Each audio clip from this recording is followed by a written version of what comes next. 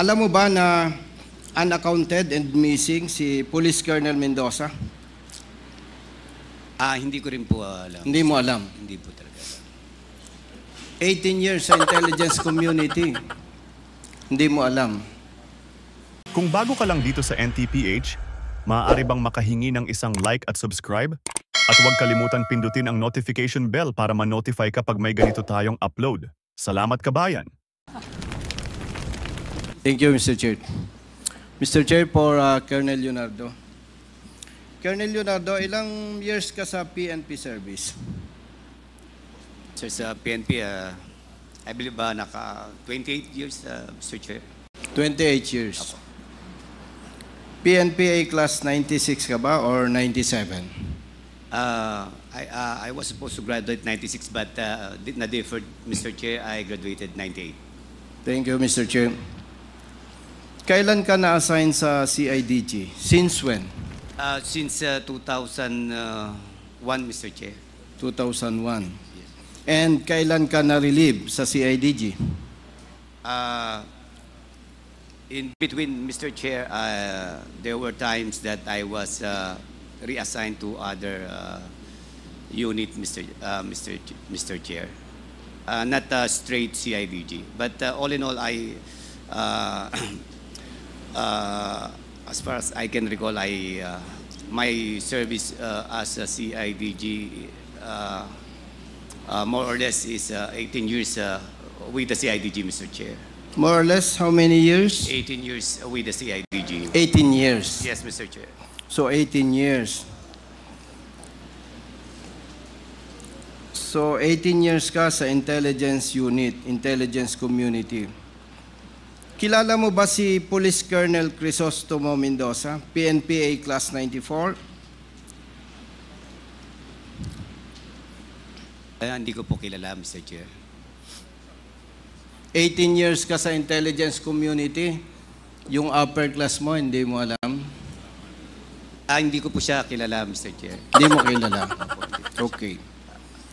Alam mo ba na unaccounted and missing si Police Colonel Mendoza?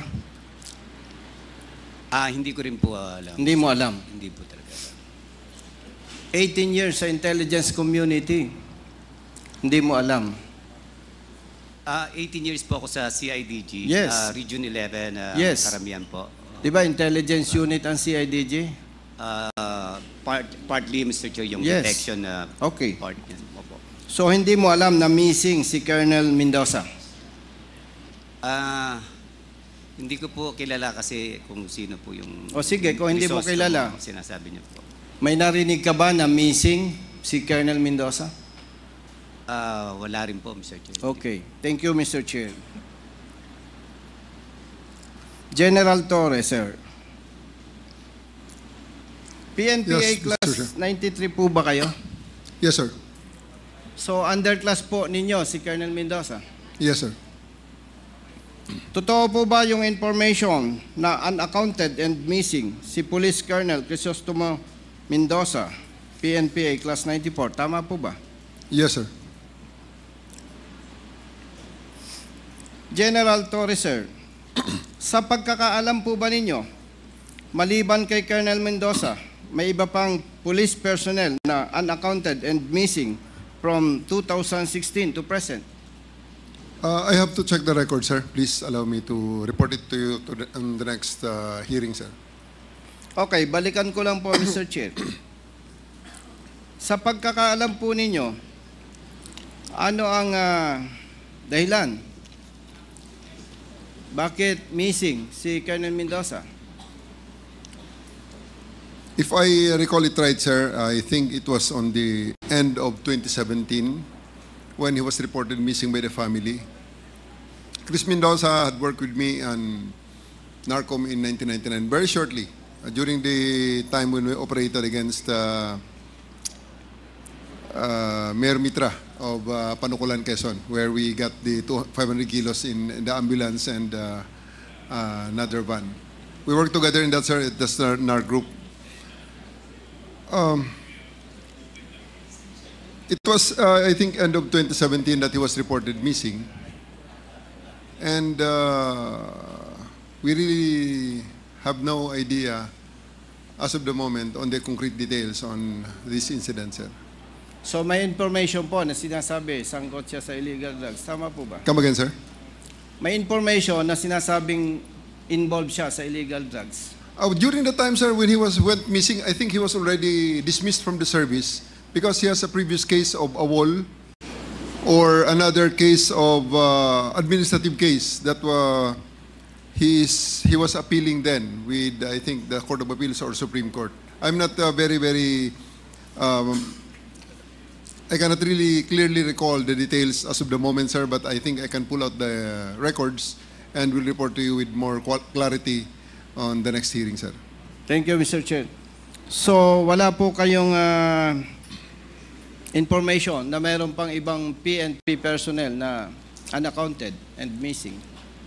I have heard some. What we hear, Mr. Chair, are some police officers killed in line of duty or otherwise. And but for the missing, I have to check on the records, sir. Please.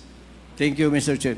Naitanong sir. po ito, Mr. Chair, para malaman po natin na maaring hindi lang politicians, hindi lang private individuals, even police personnel ay sinasabing involved at pwedeng biktima rin po ng EJK. Mr. Chair, may I respectfully move to direct General Torre to submit the list of unaccounted and missing PNP personnel from 2016 to present, Mr. Chair. General Torre, you are directed to comply with the request of Congressman Busita. Will comply, sir. Mr. Chair. Thank you, Mr. Chair. So the next to interpolate is Congressman Keith Flores. You have 10 minutes. Thank you, Mr. Chair. I would just like to be clarified with Napolcom.